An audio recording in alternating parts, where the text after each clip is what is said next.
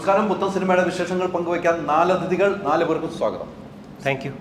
ഞാനേ എന്നെങ്ങനെ ഇരിക്കണ വെറുതെ എന്തെങ്കിലും പറഞ്ഞങ്ങ് തുടങ്ങാ. ഓ എന്തൊരു എളുപ്പം.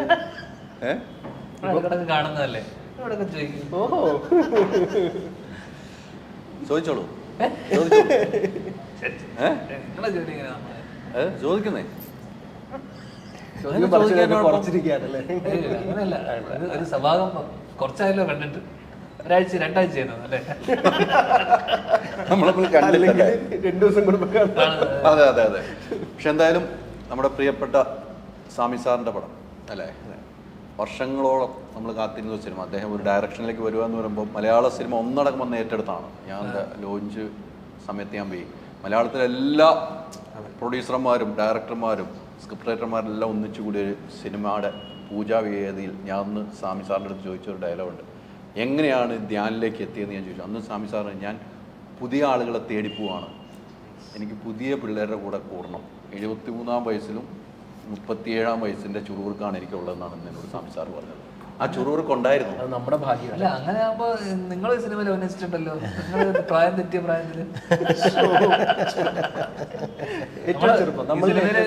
നമ്മൾ 5 പേര് ഈ സിനിമയിലുണ്ട് ഇല്ലേ? ഉണ്ട് ഉണ്ട്. ഈ സിനിമയിൽ നമ്മൾ ഒരുമിച്ച് അഭിനയിച്ചിട്ടുണ്ട്. അതൊരു സീക്രട്ട് ആയിട്ട് പുള്ളി വെക്കണം. അതാണോ ഈ സിനിമയുടെ സീക്രട്ട്? ഉണ്ടെന്നുള്ളതായിരുന്നു ഇതിന്റെ സീക്രട്ട്, നമ്മൾ വെളിപ്പെടുത്തി. അല്ല ഞാൻ പറഞ്ഞത്, നമ്മൾ ഒത്തിരി പ്രതീക്ഷിക്കുന്നു സംസ്ഥാനത്ത് നിന്ന്. നമ്മൾ ഒത്തിരി പ്രതീക്ഷിക്കുന്നു. എത്ര നല്ല സ്ക്രിപ്റ്റുകൾ അല്ലേ, എല്ലാ ഹിറ്റുകളിലും സ്ക്രിപ്റ്റ് ചെയ്ത ആളാണ് അദ്ദേഹം. ഒരു ഡയറക്ഷനിലേക്ക് വരുമ്പോൾ അതെങ്ങനെയായിരുന്നു? ധ്യാനൊക്കെ സബ്ജക്റ്റ് കേൾക്കുകയും സാമി സാറിൻ്റെ കൂടെ അഭിനയിക്കാൻ പോകുമ്പോൾ ഉണ്ടായിരുന്ന ഒരു ഫീൽ എന്തായിരുന്നു ധ്യാനം? നമ്മളെ ചില നമുക്ക് ആഗ്രഹങ്ങളൊക്കെ ഉണ്ടാവുമല്ലോ. നമ്മൾ ഈ എസ്.എൻ. സ്വാമി അല്ലെങ്കിൽ കഥാതിരക്കഥ സംഭാഷണം പണ്ട് നമ്മൾ ഏറ്റവും പുളകം കൊള്ളിച്ച അല്ലെങ്കിൽ ഗൂസ് ബംസ് എന്ന സിനിമകളാണ്. 20-ാം നൂറ്റാണ്ടായിക്കോട്ടെ, CBI ആയിക്കോട്ടെ, ഈ സിനിമകളൊക്കെ നമ്മൾ കണ്ടിട്ട് നമ്മൾ ഒരിക്കലും ചിന്തിക്കുന്നില്ല വർഷങ്ങൾക്ക് ശേഷം അല്ലെങ്കിൽ വർഷങ്ങൾക്കപ്പുറം അദ്ദേഹം ഒരു സംവിധായകനാവുന്നു. നമ്മൾ കാരണം പുള്ളിയുടെ മനസ്സിലങ്ങനെ ആഗ്രഹം ഉണ്ടായിരുന്ന പോലും നമുക്കറിയില്ല. അങ്ങനെ ഒരു സിനിമയിൽ നിന്ന് പെട്ടെന്ന് അങ്ങനെ ഒരു സംഭവം, പെട്ടെന്ന് എനിക്കൊരു കോള് വരുന്നു. സിനിമ എനിക്കൊന്ന് ഇവിടെ തന്നെ, ഇവിടെ തൊട്ടപ്പുറത്താണ് നമ്മൾ മീറ്റ് ചെയ്തു. BTH മീറ്റ് ചെയ്യുന്നു. എന്നോട് ഇങ്ങനൊരു ഐഡിയ പറയുന്നു, ഇതാണ് സിനിമ, കഥയല്ല, ഇങ്ങനൊരു കൺസെപ്റ്റ് വെച്ചിട്ടൊരു സിനിമ ചെയ്യാന്നുള്ളൊരു ആഗ്രഹം. അപ്പോൾ എനിക്ക് തോന്നിയെന്ന് വെച്ച് കഴിഞ്ഞാൽ, സാറ് വർഷങ്ങൾക്ക് ശേഷം അല്ലെങ്കിൽ ഇങ്ങനെ സിനിമ ഫസ്റ്റ് നമ്മളെപ്പോലെ ഒരാളെ വെച്ചിട്ട് ഇങ്ങനെ കഥ ആലോചിക്കുന്നത്, അത് നമ്മുടെ ഒരു ഭാഗ്യമായിട്ടും, ഈ സിനിമയുടെ വിഷയം അത് തന്നെയാണ്, ഫെയ്റ്റ്, ഡെസ്റ്റിനി, നിമിത്തം. അപ്പോൾ നമ്മളതിനെ എന്തോ ഒരു വലിയൊരു ഭാഗ്യമായിട്ട് സാറിൻ്റെ സിനിമ, കാരണം നമുക്ക് വേറൊന്നും ചിന്തിക്കാനില്ല. സാറ് നമ്മളെ ആലോചിച്ചല്ലോ, അല്ലെങ്കിൽ നമ്മളെ വെച്ചിട്ട് സിനിമ ചെയ്യാൻ ആലോചിച്ചല്ലോ. അത് ആ തോട്ടിൽ നിന്ന് നമ്മൾ നേരെ വന്നിട്ട് ബ്ലൈൻഡായിട്ട് നേരെ വന്നിട്ട് ചില സിനിമകളെ അങ്ങനെ ചെയ്യാമല്ലോ. കാരണം ഞാൻ ലാസ്റ്റ് ചെയ്ത സിനിമയാണ്. ഏട്ടൻ്റെ പടം കഥ അറിയണ്ട, ഒന്നും അറിയണ്ട, പൊതുവേ അറിയണ്ട, എന്നാൽ പോലും ഇതിന് തീരെ അറിയണ്ട, ഒരു പരിപാടി അറിയണ്ട, ഈ ഐഡിയ പറയുന്നു. അത് ഐഡിയ എന്തായിക്കോട്ടെ, സാറിൻ്റെ സിനിമയുടെ ഭാഗമാവാൻ പറ്റുക എന്നുള്ളതായിരുന്നു. അപ്പം അത് എന്നെ സംബന്ധിച്ചിടത്തോളം വളരെ പേഴ്സണലാണ്. കാരണം നമ്മൾ അത്രയും ഐഡലൈസ് ചെയ്ത് അല്ലെങ്കിൽ നമ്മൾ അത്രയും ഇഷ്ടപ്പെട്ടിരുന്ന ചുരുക്കം ചില റൈറ്റേഴ്സേ ഉള്ളൂ മലയാളത്തിൽ. അങ്ങനെ നോക്കുമ്പോൾ അത് പുതിയ ജനറേഷനിൽ വളരെ വരുവാം.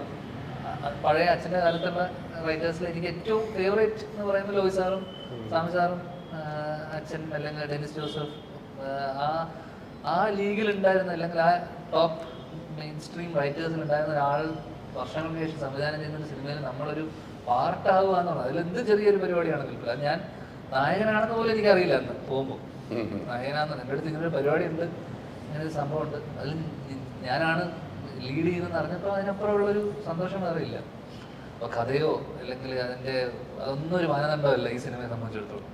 അപ്പോൾ എനിക്ക് തോന്നുന്നു ആ ഒരു സ്നേഹം, നേരത്തെ പറഞ്ഞ പോലെ ഈ സിനിമ ലോഞ്ച് ചെയ്യുമ്പോൾ ഈ മലയാളം സിനിമ എല്ലാ ഫ്രറ്റേണിറ്റിയിലെ എല്ലാ ആൾക്കാരും ആഗ്രഹിക്കുന്നുണ്ട് ഇങ്ങനൊരു സിനിമ, സാറിൻ്റെ ഒരു സിനിമ, അതും അതിൻ്റെ ഒരു സക്സസ്സും. അപ്പോൾ ഈ പ്രോജക്റ്റിനൊരു ഗുഡ് വില്ലുണ്ട്. ഇത് അനൗൺസ് ചെയ്ത സമയം തൊട്ടിട്ട് അല്ലെങ്കിൽ ഈ സാറിങ്ങനെ ഡിസിഷൻ എടുത്ത് തൊട്ടിട്ട് മീഡിയ ആയിക്കോട്ടെ, അല്ലെങ്കിൽ ഈ ഫ്രറ്റേണിറ്റിയിൽ സിനിമ ഫ്രറ്റേണിറ്റിയിലെ ആൾക്കാരായിക്കോട്ടെ, ഇൻഫാക്ട് സാധാരണ നമ്മൾ കണ്ടുവരുന്ന പലരും നമ്മളെ സിനിമയായിട്ട് ബന്ധപ്പെടില്ലാത്ത ആൾക്കാർ പോലും എൻ്റെ അടുത്ത് ചോദിക്കുന്നതാണ് സാറിൻ്റെ സിനിമ എന്തായി, സാറിൻ്റെ പടം എപ്പോഴാണ് റിലീസ്. അപ്പൊ അത്രത്തോളം ഗുഡ് വില്ലുള്ള ഒരു ആസ് എ പേഴ്സൺ പുള്ളിനെ ഒരു റൈറ്ററിന് ഉപരി ആസ് എ ഒരു മനുഷ്യൻ എന്ന രീതിയിൽ എല്ലാവർക്കും സ്വാമി സാർ എന്ന് പറയുമ്പോൾ ഒരു റെസ്പെക്ട് ഉണ്ട്, വേറെ രീതിയിലൊരു സ്നേഹവും അനുഭവവും ഒക്കെയുള്ള ഒരാൾ. അപ്പൊ സാറിന്റെ കൂടെ ഒരു സിനിമ ചെയ്യാൻ പറ്റി എന്നുള്ളതാണ് എനിക്ക് തോന്നുന്നത്. ഇതേ ഫീലിംഗ് ആയിരിക്കും നമുക്ക് നമ്മളെല്ലാവരും ഷെയർ ചെയ്യുന്ന ഒരു ഫീലിംഗ് ആണ്, കോമൺ ഫീലിംഗ് ആണ്. അപ്പം കംപ്ലീറ്റ്ലി സാറിന്റെ ക്രെഡിറ്റിൽ പോകുന്ന സിനിമ, സാറിന്റെ സിനിമ, അതും നമ്മൾ ഇൻഫാക്ട് ഇക്കയുണ്ട് ഈ സിനിമയിൽ. നമ്മളെ സംബന്ധിച്ചിടത്തോളം ഗുഡ് വില്ല് കൂടി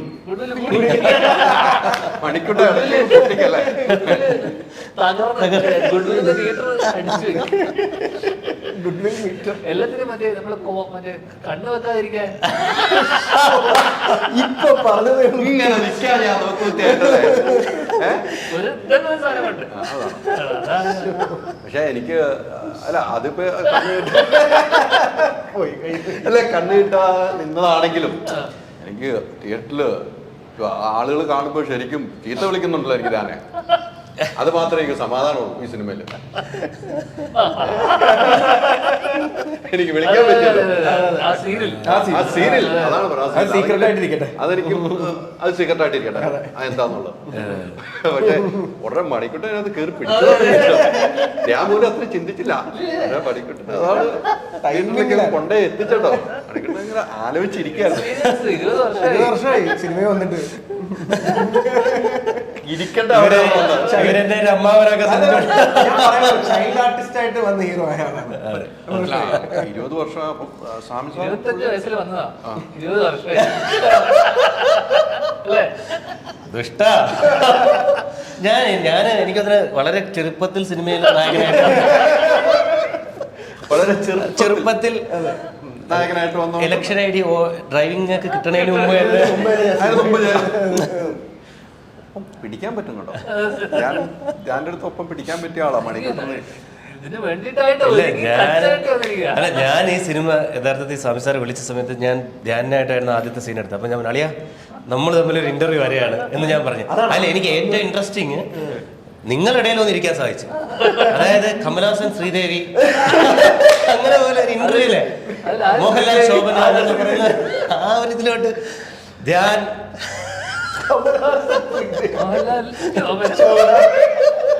തിരിച്ച് ആ ഒരു ഇന്റർവ്യൂ അതൊരു കോംബോ ഉണ്ട് നിങ്ങളുടെ. ആ കോംബോയുടെ ഇടയിൽ നമ്മൾ അല്ല എന്നെ സംബന്ധിച്ചാൽ ഞാൻ ഏറ്റവും കൂടുതൽ ഇന്റർവ്യൂ എടുത്ത ആളാരാന്ന് ചോദിച്ചാൽ ധ്യാനായിരിക്കും. എല്ലാ വില്ലേജ് സിനിമ ഇറങ്ങിയല്ലോ ഏതൊരാളും ചേട്ടൻ മാത്രമല്ല ഇക്ക മാത്രമല്ല എല്ലാവരും ഹൈദരാബാദിൽ മാത്രമല്ല മലയാള മേഖലയിൽ ഏറ്റവും കൂടുതൽ ഇന്റർവ്യൂ എടുത്തത് ധ്യാന്റെ ആയിരിക്കും. അത് അതിനകത്ത് വേറെ പ്രത്യേകത, ഞാൻ ഏത് സമയം എത്ര മണിക്കൂർ ഇരിക്കാനും തയ്യാറായിട്ട് വരുന്ന ഒരു വ്യക്തി കൂടെയാണ്.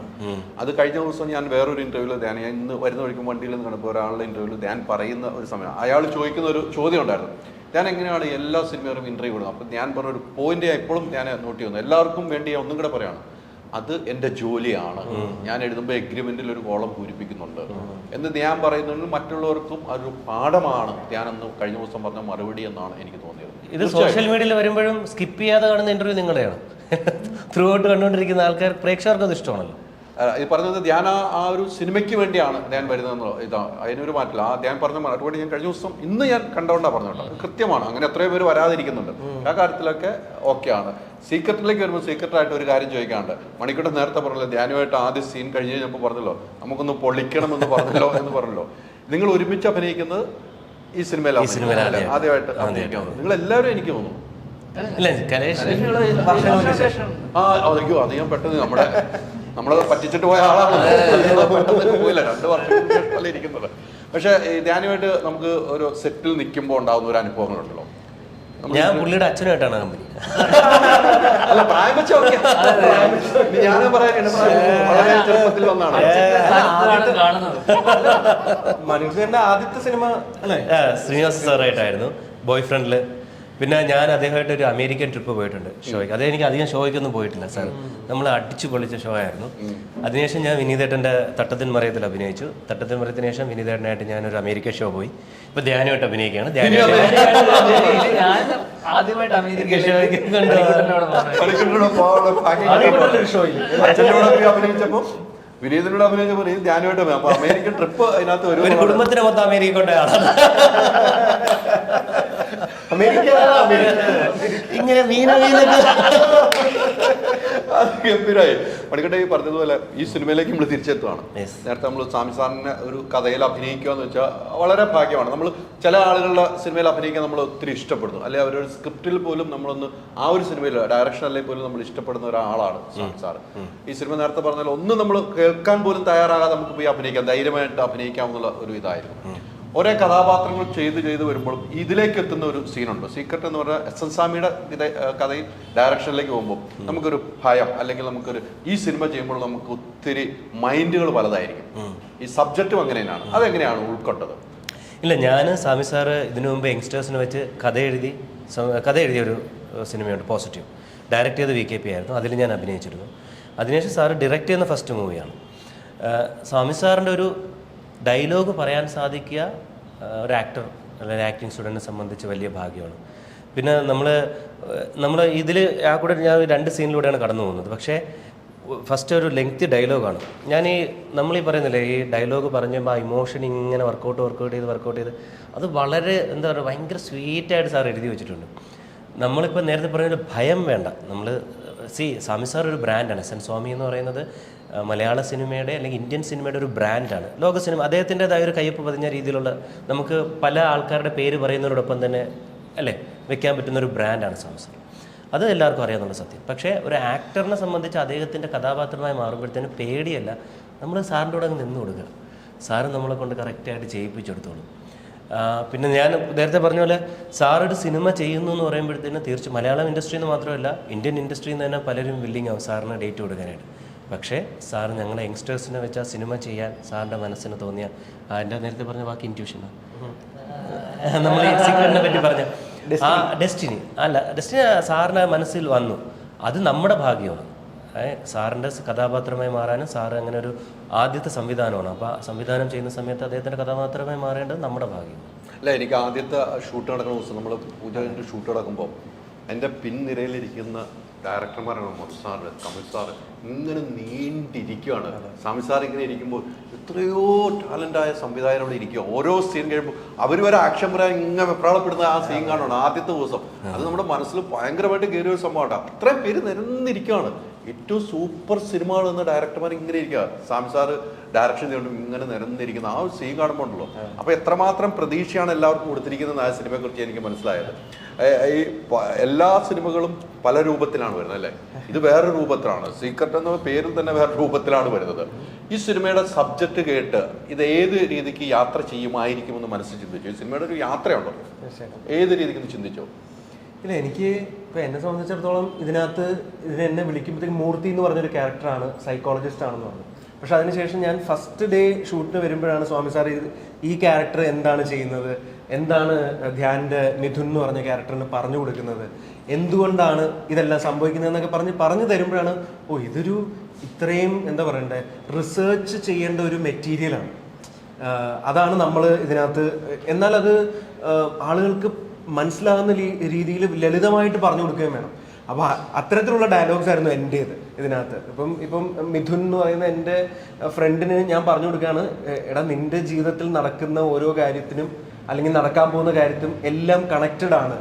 അത് മനസ്സിലാക്കി കൊടുക്കാൻ വേണ്ടിയിട്ട് ഞാൻ ഈ നിമിത്തശാസ്ത്രവും അങ്ങനത്തെ കുറച്ച് കാര്യങ്ങളൊക്കെയാണ് പറഞ്ഞു കൊടുക്കുന്നത്. അപ്പോൾ അത് ശരിക്കും പറഞ്ഞാൽ ഒരു തീസിസ് മെറ്റീരിയലാണ് അല്ലേ, അതായത് നമ്മൾ ഗവേഷണം ചെയ്യേണ്ട കാര്യങ്ങളൊക്കെയാണ് ഇതിനകത്ത് പറയുന്നത്. അപ്പം എനിക്കെന്ന് വെച്ച് കഴിഞ്ഞാൽ ഇതൊരു കൗതുകമായിരുന്നു. ഇതെങ്ങനെ സ്വാമി സാർ ഒരു സിനിമയിൽ പറയും, ഇതൊരു തോട്ടായിട്ട് പറയുമ്പോഴത്തേക്കും ഭയങ്കരമായിട്ട് നമ്മൾ എക്സൈറ്റ് ചെയ്യിക്കുന്നു. അതായത് ഇപ്പം നമ്മൾ നേരത്തെ പറഞ്ഞിരുന്നു you have to be at the right place at the right time എന്ന് പറയുന്നത്.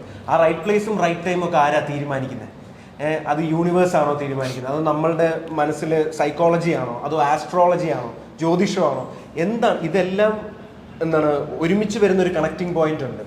അതിനെക്കുറിച്ച് സംസാരിക്കുന്ന സിനിമയാണ് സീക്രട്ട്. അപ്പോൾ അത് എനിക്കും ആക്ച്വലി എല്ലാവരും പോലെ ഞാനും കാണാൻ ആകാംക്ഷയോടെ ഇരിക്കുകയാണ്. ഇതെല്ലാം ഒരുമിച്ച് വന്ന് എങ്ങനെയാണ് ഇത് സിനിമയായ രൂപത്തിൽ എങ്ങനെയാണ് വരാൻ പോകുന്നത്. തീർച്ചയായിട്ടും ആ പ്രതീക്ഷ ഇനി കുറച്ച് നാളുകൾ, ജൂലൈ 26 അടുത്തിരിക്കുകയാണ്. എന്താണ് വെറുതെ സൈലന്റ് ആയിട്ടാണ് സിനിമയിൽ? അങ്ങനെ അല്ലല്ലോ, അങ്ങനെ മൂലയിൽ ധ്യാൻ കൊണ്ട് ഒതുക്കിയിരുത്തേക്കാണോ?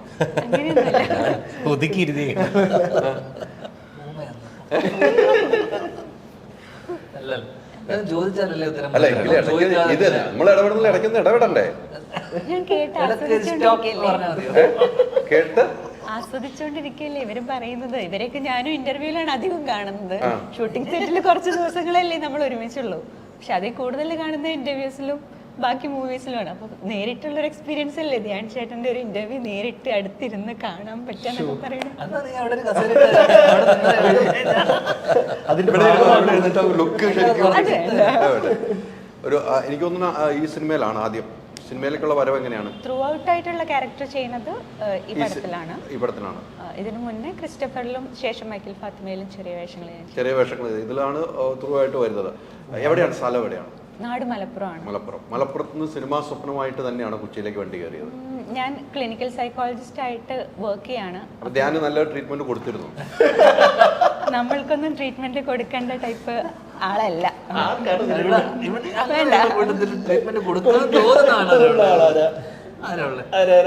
ഈശ്വരാ, ഞാൻ ഇങ്ങോട്ട് ചോദിക്കണം.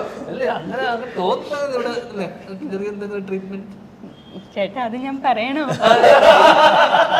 എന്റെ ആദ്യത്തെ ഇന്റർവ്യൂ മലപ്പുറത്ത് നിന്ന് സിനിമാ സ്വപ്നമല്ല, ട്രീറ്റ്മെന്റ് കൊടുക്കാനായിട്ട്.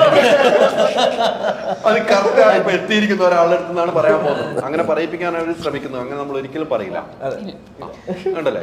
ഒരിക്കലും പറയില്ല. അപ്പം ഒരു ഇവിടെയായിരുന്നു, കൊച്ചിയിലായിരുന്നു ജോലി? ഞാൻ ഇവിടെയാണ് സ്റ്റഡീസ് കഴിഞ്ഞിട്ട് വന്ന് വർക്ക് സ്റ്റാർട്ട് ചെയ്തത്. കൂട്ടത്തിൽ നമുക്ക് സിനിമ ആഗ്രഹങ്ങളുണ്ട്, മോഡലിംഗ് കാര്യങ്ങൾ ചെയ്യുമായിരുന്നു ഇനീഷ്യലി. ജോലിയുടെ കൂടെ തന്നെ ചെയ്യുന്ന രീതിയിലായിരുന്നു. ഇപ്പോഴും അതെ, അതും ചെയ്യുന്നുണ്ട്, ഇതും ആഗ്രഹമാണ്, അങ്ങനെ ചെയ്യുന്നു. എനിക്ക് തോന്നുന്നു ധ്യാൻ ഇവരൊക്കെ ഈ പറഞ്ഞ ഇന്റർവ്യൂവിലും സിനിമയിലും കണ്ട് പരിചയമാണല്ലോ. ഇവരുടെ കൂടെ അഭിനയിക്കുമ്പോൾ എക്സ്പീരിയൻസ് എങ്ങനെയായിരുന്നു?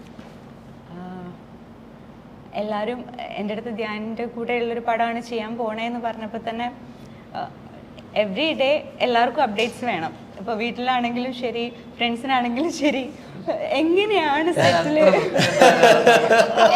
എല്ലാവർക്കും കുഴപ്പമില്ല എന്നൊരു പ്രശ്നമില്ല. എപ്പോഴും വിളിച്ചു പറഞ്ഞല്ലേ? എത്ര ഭയമായിരുന്നു ധ്യാനിലൂടെ അഭിനയിക്കുമ്പോൾ? ഭയമല്ല, അവരൊക്കെ ധ്യാനിന്റെ ഫാൻസ് ആണ്, അതുകൊണ്ടല്ലേ? അതെ, എല്ലാവർക്കും ഫുൾ ടൈം കോമഡി പറയുന്ന ടൈപ്പ് ഓഫ് പേഴ്സൺ ആണോ എന്നുള്ളതാണ് അറിയേണ്ടത്. ഇന്ന് എന്തൊക്കെ കോമഡി പറഞ്ഞു നമ്മൾ പറഞ്ഞു കഴിഞ്ഞാൽ സെറ്റിലുള്ള രീതിയും ബ്രേക്കിന്റെ ഇടയിലുള്ള രീതിയും അതല്ലാതെ കംപ്ലീറ്റ്ലി ഫ്രീ ആയിട്ട് ഇരിക്കുന്ന സമയത്ത് ആളുകൾ വേറെ രീതിയിലല്ലേ പെരുമാറുക. പക്ഷെ ആളുകൾ മനസ്സിലാക്കി വെച്ചിട്ടുള്ളൊരു ധ്യാൻ ചേട്ടൻ എന്ന് പറഞ്ഞു കഴിഞ്ഞാൽ 24/7 കോമഡി മാത്രം.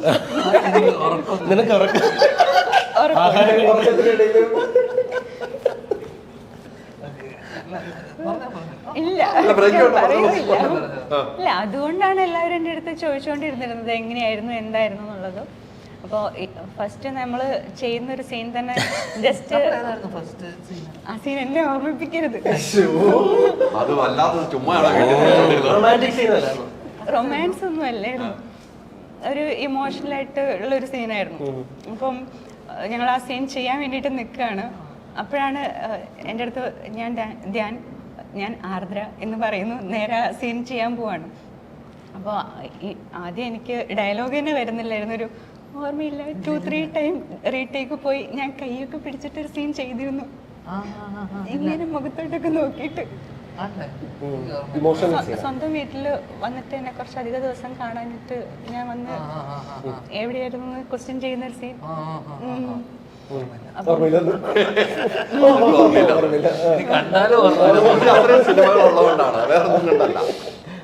അപ്പം അതായിരുന്നു ഫസ്റ്റ് നമ്മൾ ചെയ്ത സീൻ. അപ്പൊ എനിക്ക് എന്തൊക്കെയാണെങ്കിലും എനിക്ക് കുറച്ച് റെസ്പെക്ട് ഒക്കെ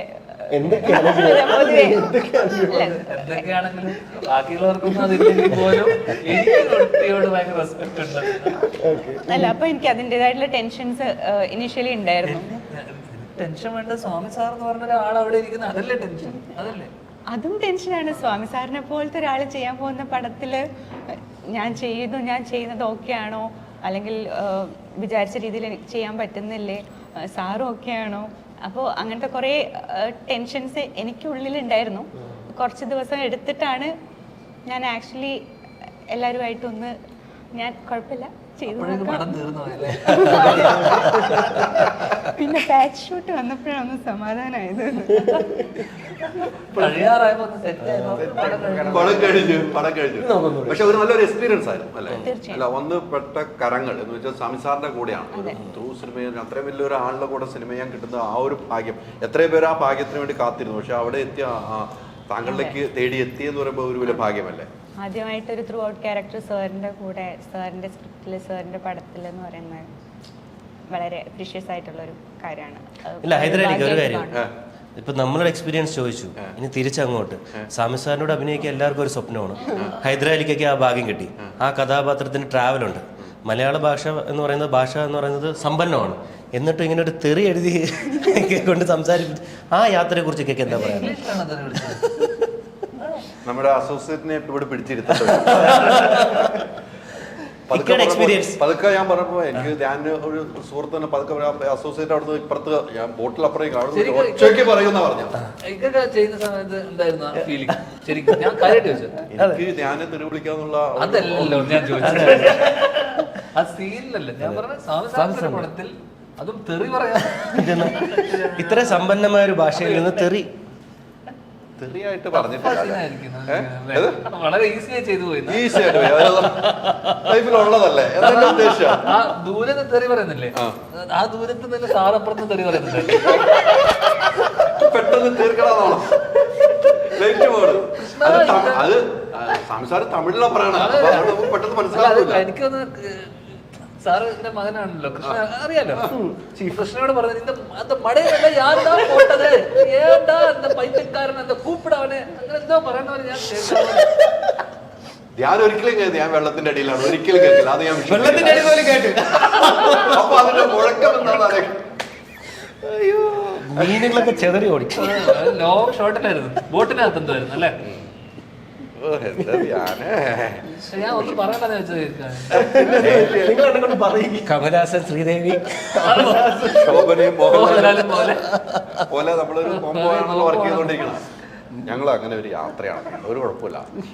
പക്ഷെ ഈ പറഞ്ഞ പോലെ സംസാറിന്റെ സിനിമയിൽ എനിക്കും അഭിനയിക്കാൻ കിട്ടിയ വലിയൊരു ഭാഗ്യമായിട്ടാണ്. എത്രയോ പേരെ ചെറിയൊരു വേഷമാണെങ്കിൽ അത് ചെയ്യാൻ ഒത്തിരി ആർട്ടിസ്റ്റുകൾ ആഗ്രഹിക്കുന്നുണ്ട്. അവിടെയും എനിക്ക് സംസാർ ഒരു ഇത് തരുന്നുണ്ടെങ്കിൽ ഞങ്ങളുടെ ഒരു ബന്ധം തന്നെയാണ്. ഞാൻ പറഞ്ഞാൽ ഞാൻ കഥയൊന്നും കേട്ടില്ലായിരുന്നു. കേട്ടിരുന്നെങ്കിൽ ഞാൻ മാറ്റി പിടിച്ചായിരുന്നു. അപ്പം ഹാപ്പിയാണ് തീർച്ചയായും അല്ലേ? ഈ മണിക്കുട്ടിന്റെ ഒക്കെ എങ്ങനെയാണ് കാണുന്നത്? ധ്യാനെ കുറിച്ചെന്ന് പറയും, മണിക്കുണ്ടിനെ കുറിച്ച് എന്താണ് പറയാനുള്ളത്? കോമ്പിനേഷൻ കുറെ ഉണ്ടായിരുന്നല്ലോ. കംഫർട്ടബിൾ ആയിരുന്നു. പറഞ്ഞു ധ്യാനം എല്ലാ ദിവസവും വിളിച്ച് ചോദിക്കും. ധ്യാന്റെ അടുത്ത് മാറിയോ? ധ്യാന്റെ അടുത്താണെങ്കിൽ ദിവസം 3 തൊട്ടായിരുന്നു. എനിക്ക് മിനിറ്റിനാണ്. ഇവിടെ കോമ്പിനേഷൻ ഇല്ലേ? സോങ് കട്ട്സ് അങ്ങനത്തെ ഇതില്ലേ? അപ്പൊ അത് പ്രശ്നമില്ല. അപ്പൊ ഈ രണ്ടുപേരെയാണ് വീട്ടിൽ നിന്ന് വിളിക്കുന്നത്, വിളിച്ച് ചോദിച്ചോണ്ടിരുന്നത്. അങ്ങനെയല്ല, ഇന്നിപ്പോ വന്ന് ഇവിടെ പ്രമോഷൻ വരാണ് ധ്യാനുണ്ട് മണിക്കൊണ്ട് വീട്ടിൽ നിന്ന് വിളിച്ചിരുന്നോ? ഇല്ല, ഇക്ക ഉള്ളത് അറിഞ്ഞിട്ട് അവര് വന്നിട്ടുണ്ട് പുറത്തേക്ക്.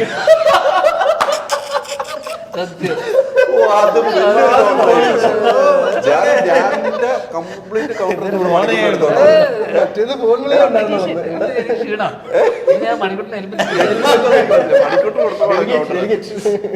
ഗുരുവേ ഇന്ന് ഒക്കെ വരുന്നതെന്ന് അറിഞ്ഞിട്ട് വീട്ടുകാരെ വിളിച്ചോണ്ടാ വന്നത്.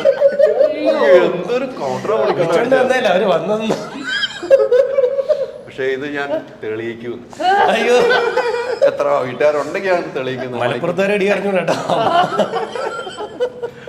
അത് പേടിച്ചിരിക്കട്ടെ, എന്ത് പറയണമെന്ന് മനസ്സിലാകാത്ത നിലയിലേക്കാണ്. മനസ്സിലാവുന്നുണ്ടല്ലേ? നമ്മൾ പഠിച്ചത് അത് തന്നെയാണ് മനസ്സിലാക്കുന്നത്. ഇവരെല്ലാം മനസ്സിലാവുന്നുണ്ടല്ലോ, പെട്ടെന്ന് മനസ്സിലാക്കാൻ പറ്റുന്നുണ്ടല്ലോ. സൈക്കോളജിസ്റ്റും കൂടി ആയിരുന്നു. അതാണല്ലോ ഡീൽ ചെയ്യുന്ന വിഷയം. സിനിമ അത് തന്നെയാണോ പറഞ്ഞു പോകുന്നത്? ഇവരെ പെട്ടെന്ന് മനസ്സിലാവുന്നുണ്ടല്ലോ അല്ലേ? മനസ്സിലാക്കാനൊന്നും വലിയ ബുദ്ധിമുട്ടൊന്നുമില്ല. ശരിക്കും അങ്ങനെ നമുക്ക് പെട്ടെന്ന് ഒരാളെ കണ്ടു കഴിഞ്ഞാൽ അങ്ങനെ ഒരു പെട്ടെന്നൊരു കണ്ടു കഴിഞ്ഞാലല്ലോ നമുക്ക് അയാളുടെ ഇന്ററാക്ട് ചെയ്ത് കഴിഞ്ഞാൽ കുറെയൊക്കെ ഇന്ററാക്ഷൻ ഇത്രയും സംസാരത്തിൽ നിന്ന് മനസ്സിലായതാരാണ്?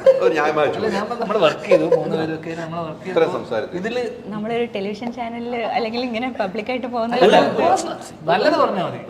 ഒരാൾക്കാരെ പറ്റി എന്തെങ്കിലും നല്ലത് ഒരു വാക്ക് സൈക്കോളജിസ്റ്റ് ആയിട്ട് തോന്നിയ എന്തെങ്കിലും ഞങ്ങൾ നന്നാക്കണം, ഇമ്പ്രൂവ് ചെയ്യണം. അയ്യോ എന്റെ പൊന്നോ, ഇനി ഞാൻ പറഞ്ഞിട്ട് നന്നാവാനോ?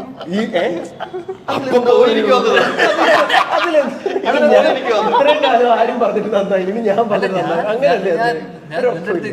ഞാൻ കൃത്യമായിട്ട് ഞാൻ ആ സമയത്ത് അവിടെ പഠിക്കുന്ന വിഷയത്തിനെ കുറിച്ചും ഞാൻ കൃത്യമായി ചോദിച്ചിരുന്നു, അല്ലേ? ഓർമ്മയില്ലേ?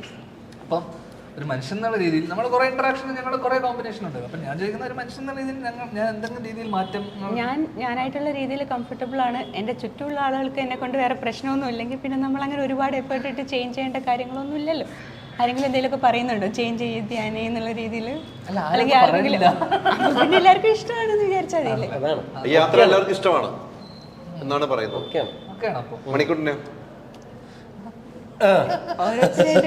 അല്ല, ഇപ്പം ധ്യാനം കുറിച്ച് അങ്ങനെ എല്ലാവരെ കുറിച്ചൊന്ന് പറയാം.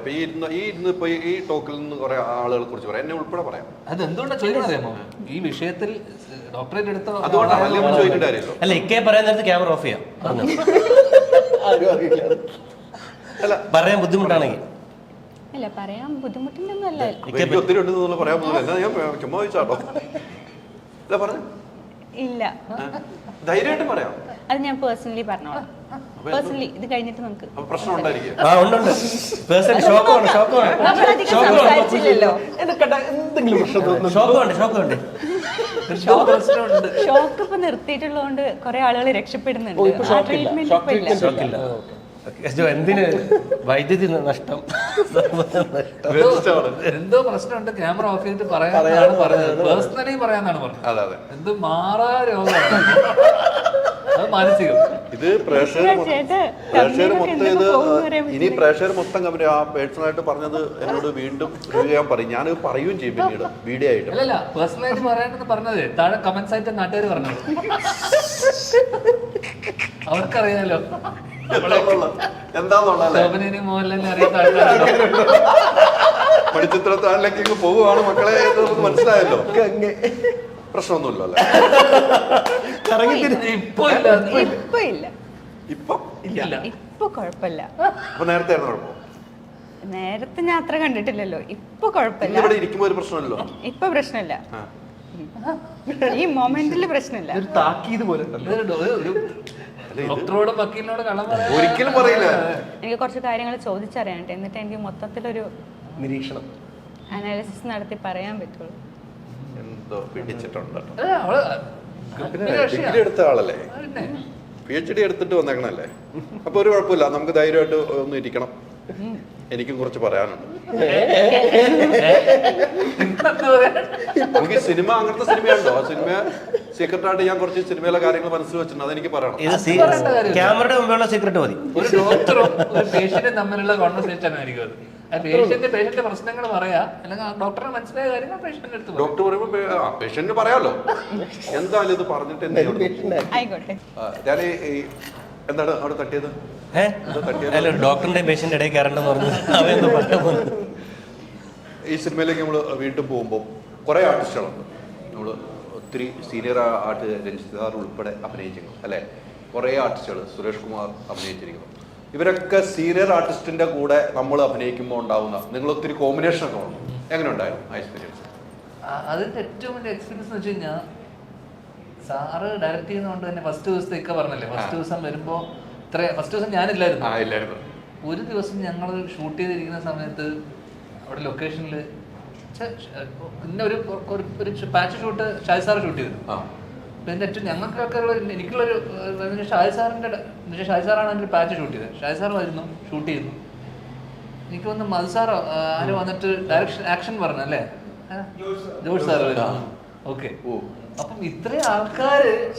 ഓക്കെ, ഒരു ദിവസം ഇതേപോലെ ജോഷ് സാർ വരുന്നു, ഷാജി സാർ വരുന്നു, ഇതേപോലെ വരുന്നു. ഒരു ദിവസം ഹരിഹരൻ സാർ വരുന്നു, ലൊക്കേഷനിൽ വന്നിരിക്കുന്നു. സാറ് അന്ന് എനിക്കൊന്ന് കുറേ നേരം സമയം ചെലവഴിക്കുന്നു. അപ്പം നമ്മുടെ ജീവിതത്തിൽ നേരിട്ടൊന്നും കാണാത്ത, അല്ലെങ്കിൽ നമ്മൾ ഐഡലൈസ് ചെയ്യുന്ന കുറേ ആൾക്കാരെ നമ്മൾ കാണുക, അടുത്ത് കാണുന്നു, നമ്മൾ ഇത് ചെയ്യുന്നു, അല്ലെങ്കിൽ നമ്മൾ അവരുമായിട്ട് ഇങ്ങനെ ഒരു സെറ്റ് നമുക്ക് ലൈഫിൽ ഉണ്ടായിട്ടില്ല. അത് നമ്മളെ കാണാൻ വേണ്ടി വിടുന്നതല്ല, സ്വാഭാവികം. സാറിന്റെ സിനിമ നേരത്തെ ഞാൻ പറഞ്ഞൊരു ഗുഡ് വിൽ ഉണ്ടല്ലോ. കാരണം ആ ഫ്രറ്റേണിറ്റിയിലുള്ള എല്ലാവരും ആഗ്രഹിക്കുകയാണ് സാറിന്റെ ഒരു സിനിമ അല്ലെങ്കിൽ ആ സിനിമയുടെ സെറ്റിൽ വരാനും. കാരണം ഇവിടെ ഒരാൾ ഡയറക്റ്റ് ചെയ്യുന്ന സമയത്ത് ആരാണ് പോയിട്ട് ഒരു സെറ്റിൽ പോയി ഇരിക്കാൻ. അതെ അതെ അതെ. ഞാൻ എൻ്റെ ഏട്ടൻ്റെ സെറ്റിൽ വർക്ക് ചെയ്യുന്ന ആരും ഏട്ടൻ്റെ സുഹൃത്തുക്കളോ ആരും വന്നിട്ട് അവിടെ വന്നിട്ട് ഇരിക്കാറോ അല്ലെങ്കിൽ ആരും വന്നിരിക്കാനോ സംസാരിക്കാനോ വന്നില്ല. പക്ഷെ ഇവരൊക്കെ വരികയാണ് പലപ്പോഴും. സായി സാറൊക്കെ എനിക്ക് കുറേ ദിവസം വന്നിട്ടുണ്ട്. സായി സാർ കുറേ ദിവസം വന്നിട്ടുണ്ട്, മധു സാർ വന്നിട്ടുണ്ട്, എപ്പോഴും അവിടെ ഉണ്ട്. അപ്പൊ ഇത്രയും ആൾക്കാരൊക്കെയാണ് നമുക്ക് ഉണ്ടായിട്ടുള്ള എക്സ്പീരിയൻസ്. നമ്മൾ ഇവരുമായിട്ട് ഇന്ററാക്ട് ചെയ്യുന്നു, ഇവരെയൊക്കെ മീറ്റ് ചെയ്യുന്നു. ഇത് ലൈഫിൽ നമുക്ക് ഇങ്ങനെ ഒരു അനുഭവം ഇനി ഉണ്ടാവില്ല. കാരണം ഇവരോടെയൊക്കെ അടുത്ത് നിന്ന് അല്ലെങ്കിൽ അടുത്ത് ഒരു സിനിമയുടെ ഭാഗമായിട്ട് നമ്മൾ കാണുകയും പരിചയപ്പെടുകയും ഒക്കെ ചെയ്യാൻ പറ്റുക എന്ന് പറയുന്നത്. അപ്പൊ ആ രീതിയിൽ രഞ്ജിത്ത് പണിക്കർ ഉണ്ടായിരുന്നു. രഞ്ജിത്തേട്ടൻ ഞാൻ അഭിനയിച്ചിട്ടുണ്ട്. രഞ്ജിത്തേട്ടനായിട്ട് ആദ്യമായിട്ടോ. അപ്പം അതിൽ എനിക്കൊരു ഒരു സീൻ ഓർമ്മയുണ്ടെന്ന് വെച്ച് കഴിഞ്ഞാൽ, രഞ്ജിത്തേട്ടനും ഞാനും കലേഷൊക്കെ ഉള്ള ഒരു സീന്. ആ സീനില് ഒരു സാറ് അന്ന് ചെറിയ വയ്യായികയൊക്കെ ഉണ്ടായിരുന്നു രഞ്ജിത്തേട്ടൻ. അപ്പൊ വയ്യായിക വെച്ചിട്ടാണ് ആ വയ്യായികയിലും പുള്ളി വന്ന് രാവിലെ തൊട്ട് എന്ന് വെച്ച് കഴിഞ്ഞാൽ ഒരു 4-5 പേജ് മോണലോഗ്, വലിയ ഡയലോഗുകളാണ്. ഞാൻ ലൊക്കേഷൻ വന്നിട്ടുണ്ട്. അപ്പൊ അത് ആ മിക്ക സീനിലും ഞങ്ങൾക്ക്, ഞാനും കലേഷൊക്കെ ഉള്ള സീൻ, അതിനകത്ത് ഞങ്ങൾക്ക് ഡയലോഗുകളേ ഇല്ല. പുള്ളിയുടെ സീനാണ്. പുള്ളി രാവിലെ തൊട്ടിട്ട് ആ ഒരു ഇരുത്തം വന്നിട്ട്. അപ്പോൾ ആ വയ്യായികയിലും പുള്ളി വന്ന് അവിടെ ഇരുന്ന് ഇതൊക്കെ ചെയ്യുന്നതിനിടയിൽ ഞാനൊരു സീനിൻ്റെ ഒരു ചെറിയൊരു സാധനം വായിച്ചപ്പോൾ, പുള്ളിയുടെ സീനാണ്. അപ്പം വെറുതെ വായിച്ച് ഞാനിങ്ങനെ നോക്കിയപ്പോൾ എനിക്ക് തോന്നി ആ സീനിൻ്റെ ഏറ്റവും അവസാനം എന്തെങ്കിലും ഒരു പഞ്ച് ലൈനും കൂടെ. കാരണം പഞ്ച് ലൈനിന്റെ ആൾക്കാരാണല്ലോ. അപ്പൊ ഇവരെ എങ്ങനെയാണത് വർക്ക് ചെയ്യുന്നത്, ഇതെന്തെങ്കിലും ഒരു സാധനം കൂടെ പറഞ്ഞു കഴിഞ്ഞാൽ രസമായിരിക്കും എന്ന് എനിക്ക് തോന്നിയിട്ട് ഞാൻ വെറുതെ വിഷ്ണു അസോസിയേറ്റ് ഉണ്ടായിരുന്നു, കൃഷ്ണനോടും പറഞ്ഞു ഇങ്ങനെ സാധാരണ. അപ്പം കൃഷ്ണനോടും പറഞ്ഞു എന്തെങ്കിലും ഒരു സാധനം കൂടെ സാറ് പറയാണ്. അപ്പൊ സാറ് ഇടപെടുന്നേ ഇല്ല. സംസാരണ പടം ആയതുകൊണ്ട് തന്നെ അത്തരത്തിലൊരു ഇടപെടലും ഇല്ല. ഞാൻ പറയുകയും ഞാൻ സാറിനെ കൊണ്ട് ഇവിടെ എന്തെങ്കിലും ഒരു സാധനം കൂടെ പറയുകയാണെങ്കിൽ രസമായിരിക്കില്ലേ, അല്ലെങ്കിൽ എന്തെങ്കിലും സാറ് പറയാൻ പറ്റുമോ എന്ന് ചോദിച്ചിട്ടൊരു സെക്കൻഡ് പുള്ളി നോക്കി. അപ്പൊ രാവിലെ തൊട്ട് ഈ ഒരു റൂമിനകത്ത് വലിയ ലെങ്തി സീൻ കഴിഞ്ഞ് നിൽക്കുന്ന സമയത്ത് പെട്ടെന്ന് ഒരു പേനയും പേപ്പറും എടുത്ത് എന്നുവെച്ചാ ഒരു സാധനം, ഒരു സാധനം, ചെറിയൊരു സാധനം സാർ എഴുതി വെച്ച സാധനത്തിനെ പുള്ളി അതിങ്ങനെ എഴുതി എഴുതി എഴുതി എഴുതി എഴുതി എഴുതി ആ എഴുതുന്നതെന്ന് വെച്ച് കഴിഞ്ഞാൽ നമ്മളിങ്ങനെ നമ്മൾ ഒരു ഫ്രീ ഫ്ലോ റൈറ്റിംഗ് ഉണ്ട്. ഒരു സാധനം പെട്ടെന്ന് ഒരു ഒഴുക്കുണ്ടല്ലോ, അതിങ്ങനെ എഴുതി പോവുക. അപ്പൊ ആ വയ്യായികയിലും നമ്മളൊരു കാര്യം പറയുമ്പോൾ, ഞാൻ ആരുമല്ല, ഞാൻ വെറുതെ ഒരു അഭിപ്രായം പറഞ്ഞു, സാർ ഇവിടെ ഒരു സാധനം കൂടെ പറയുകയാണെങ്കിൽ പുള്ളി അത് എഴുതി എഴുതി എഴുതി എഴുതി എന്നിട്ട് ഫസ്റ്റ് വായിച്ച് എഴുതിയ സാധനം വായിച്ച് ഞങ്ങളെ കേൾപ്പിച്ചു. ഓക്കെ, കേൾപ്പിച്ചിട്ട് ഞങ്ങളോട് ചോദിച്ചു, അപ്പം ഞങ്ങളോട് ചോദിച്ചു ഇത് ഓക്കെ ആണോ? ഓക്കെ, അത് ഭയങ്കര ഒരു മൊമെന്റ് ആയിരുന്നു. അപ്പൊ അപ്പോഴേക്കും സ്വാമി സാർ വന്നു. സ്വാമി സാർ വന്നിട്ട് വായിച്ചിട്ട് പറഞ്ഞു ആ ഇത് ഓക്കെ എന്ന് പറയുന്നു. അപ്പം അവരതിനു വേണ്ടി എടുക്കുന്ന ഒരു എഫേർട്ട് ആ വയ്യായികയിലും പ്രസൻസ് ഓഫ് മൈൻഡ്, അത്രയും സാധനം പഠിച്ച് പറയുന്നതിനിടയിൽ ഇത് 4 പേര് 2 പേര് പറഞ്ഞാൽ ഒതുക്കേണ്ട സാധനത്തിന് ഇത് പോരെ എന്ന് പറഞ്ഞിട്ട് അവിടെ കളയേണ്ട സാധനമേ ഉള്ളൂ, ഇത് മതി മോനെ എന്ന് പറയാം. അവിടെ ആ സീൻ കുറച്ചുകൂടെ ഇതായി നിർത്താം എന്നുള്ള രീതിയിൽ പുള്ളി അത് ഫുൾ ഇരുന്ന് പിന്നെ ഒറ്റ ടേക്കിൽ അത് പുള്ളി വീണ്ടും, കാരണം അത് എടുക്കണം പിന്നെ ഒരു 4-5 ആംഗിൾ പിന്നെ, കാരണം ആ സീൻ അവിടെ തീരേണ്ട സീനാണ്. അത് വീണ്ടും പല ആംഗിൾ വെച്ച് നമ്മൾ ഷൂട്ട് ചെയ്തു. അത് പുള്ളി നിർത്തിയത് അത് എനിക്ക് തോന്നുന്നു ആ സീനില് തന്നെ മാറി. കാരണം അത് എലിവേറ്റ് ചെയ്തു ആ പുള്ളി വന്നിട്ട്. അത് നമ്മളെ സംബന്ധിച്ചിടത്തോളം നമ്മുടെ കൺമുന്നിൽ ഒരാള്, ഒരു റൈറ്റർ അല്ലെ നമ്മൾ ഇത്രയും ഇത് ചെയ്യുന്ന, അപ്പൊ അങ്ങനെ ഒരാള് നമ്മുടെ മുന്നിൽ, അപ്പം 2 ലെജൻഡറി റൈറ്റേഴ്സ് തമ്മിലുള്ള അപ്പൊ ഞാൻ ഒരു സ്വാമി സാർ വന്നിട്ട് പറയായിരിക്കും വേണ്ട വേണ്ട ഇതായിരിക്കും അത് വേണ്ട ഇങ്ങനെ പറയായിരിക്കും. സ്വാമി സാർ വന്ന ഉടനെ തന്നെ അതിന് ടിക്കറ്റ് പറഞ്ഞെന്ന് പറയുന്നു. അപ്പൊ അത്തരത്തിലുള്ള ഇന്ററാക്ഷൻസ് ഒക്കെ ഉണ്ടല്ലോ, വിറ്റ്നസ് ചെയ്തെന്നുള്ള, അതൊക്കെ നമ്മൾ കുട്ടിക്കാലത്ത് കണ്ടുവന്ന് വളർന്ന കുറെ റൈറ്റേഴ്സിനിടയിൽ ഉണ്ടാവുന്ന ചർച്ചകളും ഇവർ തമ്മിൽ ഇന്ററാക്ഷനും, ഇതൊക്കെ നമുക്ക് ഭയങ്കര കൗതുകമാണ്. അപ്പൊ ആ ഒരു അതിനൊരു നിമിത്തമാവാൻ ഞാൻ വെറുതെ ഒന്ന് പൊലിപ്പിക്കും. നമ്മുടെ ഒരു കൗതുകത്തിന്റെ പുറത്ത് പറയുകയും അതിന് അവര് സീരിയസ് ആയിട്ട് കാണുന്നുള്ളൂ. അത് അവര് സിനിമയെ സീരിയസ് ആയിട്ട് അത്രയും സീരിയസ് ആയിട്ട് കാണുന്നുണ്ടോ. പ്ലസ് സംസാറിന്റെ പടമായത് കൊണ്ടായിരിക്കും, അല്ലെങ്കിൽ അവര് തമ്മിലുള്ള ഒരു കെമിസ്ട്രി അല്ലെങ്കിൽ ഇത് പറഞ്ഞു കഴിഞ്ഞാൽ അല്ലെങ്കിൽ സംസാറിന് ഓക്കെ, കാരണം സംസാരം എഴുതി വെച്ചൊരു സാധനം അത് തിരുത്തി വേറൊരാൾ എഴുതുന്നു, അപ്പൊ അവിടെ ഒരു ഈഗോ ക്ലാഷ് വരാം. അത് വേണ്ട, അത് പറഞ്ഞാൽ ശരിയാവില്ല എന്നൊക്കെ, അത് ഒന്നുമില്ലാതെ രണ്ടുപേരും വന്നിട്ട് രണ്ടുപേരും റൈറ്റേഴ്സ് ആണ്. അപ്പോ ഒരു അഭിപ്രായ വ്യത്യാസമില്ല, രണ്ടുപേരും അതിന് ഇത് ചെയ്തു. അതിന്റെ തന്നെ വേറെ ഒരു സീൻ ഉണ്ടായിരുന്നു. ഞങ്ങൾ ഇതേപോലെ വന്നിട്ട് സാർ എന്താണ് ഇങ്ങനെ വന്നിട്ട് സാർ പറഞ്ഞു ഇങ്ങനെ സ്വാമി സാറേ ഇത് പറയണോ എന്ന് പറയുന്നു. സാർ നോക്കുന്നു, ഇത് പറയണ്ടെന്ന് പറയുന്നു. അപ്പൊ അത്രേ ഉള്ളൂ. അപ്പൊ അത് ഭയങ്കര ഒരു ഗിവ് ആൻഡ് ടേക്കാ ഇവർക്കിടയിലുണ്ട്. അപ്പൊ അതൊക്കെ വിറ്റ്നസ് ചെയ്യാൻ പറ്റുക എന്നുള്ളത് തന്നെ വലിയ. അതെ അതെ, അല്ല അവിടെ ഏറ്റവും വലിയ ഇത്രയും വലിയ ആളുകൾ നമ്മൾ പറയുമ്പോൾ അത് കേൾക്കുന്നു, സിനിമയോടുള്ള ഇഷ്ടം എന്ന് പറഞ്ഞത് ആര് പറയുന്നു എന്നുള്ളതല്ല, എന്ത് പറയുന്നു, എന്തിനു പറയുന്നു, അതൊക്കെ ഉണ്ടല്ലോ. അതാണ് വലിയ കാര്യം, സിനിമയോടുള്ള ഇഷ്ടമാണ് സത്യം. അത്രയും ഈ പറഞ്ഞ പോലെ ജോഷ് സാറ് വരുന്നു, ഹരിഹർ സാറ് പറഞ്ഞു, ഇവരൊക്കെ നമ്മുടെ മുമ്പിൽ നമ്മൾ കാണാൻ കൊതിക്കുന്നവർ ഈ സിനിമയിലൂടെ നമ്മൾ കാണുകയാണ് അല്ലെ. ജോഷ് സാറിന് വല്ല ഓഡിയോ ലോഞ്ചിൽ എങ്ങനെ കണ്ടാലുള്ളൂ, ഒന്നും സംസാരിക്കാതെയാണ് ഓഡിയോ ലോഞ്ചിൽ. എനിക്ക് തോന്നുന്നു ഞാൻ ഒരു തവണയായിട്ടേ കണ്ടിട്ടുള്ളൂ ഹരിഹരൻ സാറിനെ. അത് ദൂരെ നിന്ന് കണ്ട ഒരു ഓർമ്മ മാത്രമേ. അടുത്തുനിന്ന് നമ്മൾ ഇത്രയും അടുത്തുനിന്ന് കാണുന്നത് ഈ ഒരു സിനിമയില്ലാതെ നമ്മൾ അവരൊന്നും കാണുക പോലുമില്ല. ഇവരുടെ മുമ്പിലൊക്കെ നമ്മൾ അഭിനയിക്കുകയാണ്, പിന്നെ സിനിമയിൽ ആക്ട് ചെയ്തോണ്ടിരിക്കും. അപ്പൊ ഇവരൊക്കെ പിന്നില് ഒന്ന് കാണുവാന്നുള്ളതാണ്, അതും വലിയ ഭാഗ്യമാണ്. അപ്പൊ നിങ്ങളൊക്കെ വലിയ ഭാഗ്യമുള്ളവർ തന്നെയാണ്. ഈ പുതുതലമുറ അല്ല, പഴയ തലമുറയും പുതുതലമുറയും എല്ലാം ഒത്തപ്പം വലിയൊരു തലമുറയായി മാറിയ ഒരു സിനിമയാണ് സീക്രട്ട് എന്ന കാര്യത്തിൽ സംശയമില്ല. ഇത് സൂപ്പർ ഹിറ്റ് ആവുക എന്നുള്ളതാണ് നമ്മുടെയൊക്കെ ആവശ്യം. സ്വാമി സാറിന്റെ കൈവച്ച എല്ലാം പൊന്നായിട്ടുണ്ട്. ഇത് അതിനപ്പുറത്തേക്ക് തിളങ്ങണം എന്ന് ആഗ്രഹിക്കുകയാണ്. നമുക്ക് കാത്തിരിക്കാം. ജൂലൈ 26 വരെ കാത്തിരിക്കാം. 26-ാം തീയതിയാണ് റിലീസ്. ഒരു കാര്യം പറയാം, ആ ജോയി മാത്യു ജയിച്ചു കേട്ടോ. അത് നമ്മുടെ ഒരു കൗണ്ടർ അടിച്ചോട്ടോ, ജയിച്ച് കാണണമെന്ന് പറഞ്ഞു. ജോയി മാത്യു ജയിച്ചിട്ടുണ്ടോ, നല്ല വോട്ടും വാങ്ങിയിട്ടുണ്ട് കേട്ടോ.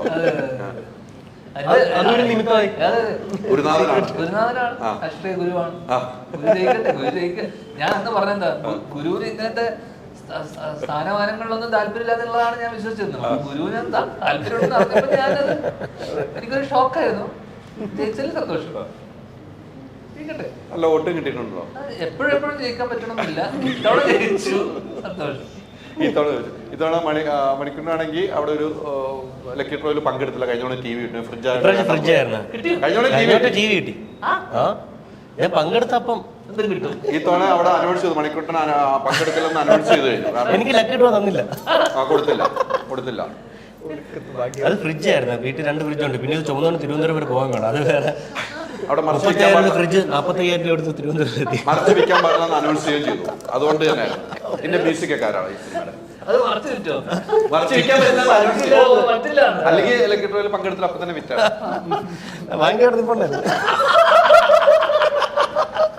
മറിച്ച് 30,000 ഇതിന്റെ മ്യൂസിക്, സിനിമയുടെ മ്യൂസിക് ആരാണ് നമുക്കറിയാവുന്ന? അറിയാവുന്ന അല്ല, അങ്ങനെ പറയാൻ നമ്മള് ഇവിടെ വരാത്ത കുറച്ച് ആർട്ടിസ്റ്റ് നമ്മൾ പറഞ്ഞു പോകണം. പക്ഷെ രഞ്ജിതാരൻ ഇവിടെ ഇല്ല, പുള്ളി ലണ്ടനിലാണ്. രഞ്ജി സാറില്ല, ഗ്രഗ് US-ലാണ്, പലരും വിദേശ പര്യടനങ്ങളിലാണ്. അപ്പൊ അപർണ മൂന്നാറിലൊരു പടത്തിന്റെ ഷൂട്ടിലാണ്. പിന്നെ സൗമ്യ ഓസ്ട്രേലിയയിലാണ്. അപ്പൊ എല്ലാരും പല പല രാജ്യത്തും പല പല ഇന്റർനാഷണൽ യാത്രകളിലാണ്.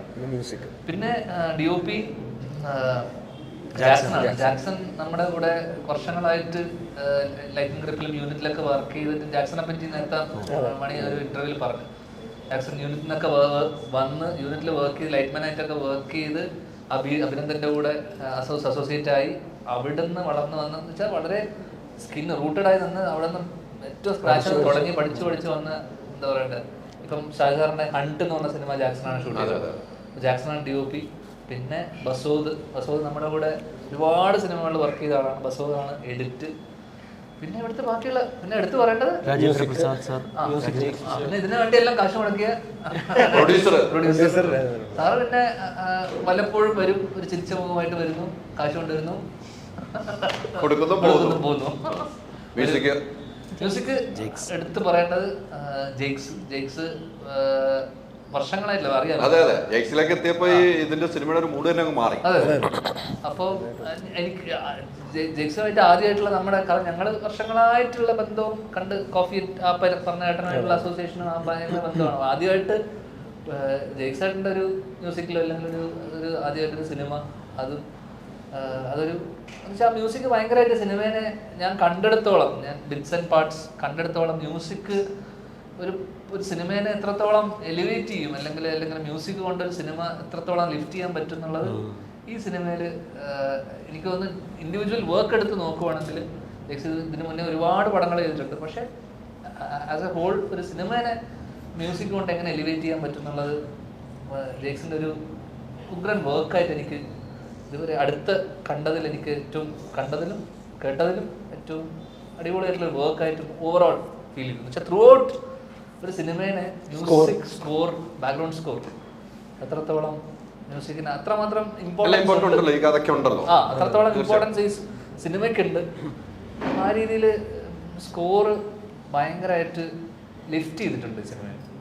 അപ്പൊ എല്ലാം കൊണ്ട് സൂപ്പർ ഹിറ്റ് ആകട്ടെ. നമുക്ക് ഇതിന്റെ നമ്മുടെ സിനിമയാണ്, നമ്മൾ അഭിനയിച്ച സിനിമയാണ്, എടുത്തെടുത്ത് പറയാനുണ്ടല്ലോ. നമ്മുടെ സിനിമ സൂപ്പർ ഹിറ്റ് ആകട്ടെ.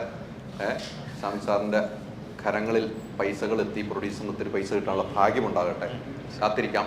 26-ാം തീയതിയാണ് സിനിമ. എല്ലാവരും തിയേറ്ററിൽ തന്നെ പോയി കാണേണ്ട സിനിമയാണ്. കണ്ടിട്ട് സത്യസന്ധമായ അഭിപ്രായങ്ങൾ പറയുക. അതുകൊണ്ടേ സത്യസന്ധമായ അഭിപ്രായങ്ങൾ പറയുക. അഭിപ്രായങ്ങളോടുകൂടി ആളുകൾ കൂടുതൽ കയറാനുള്ള ഭാഗ്യമുണ്ടാകട്ടെ. ഒത്തിരി സന്തോഷം. Thank you.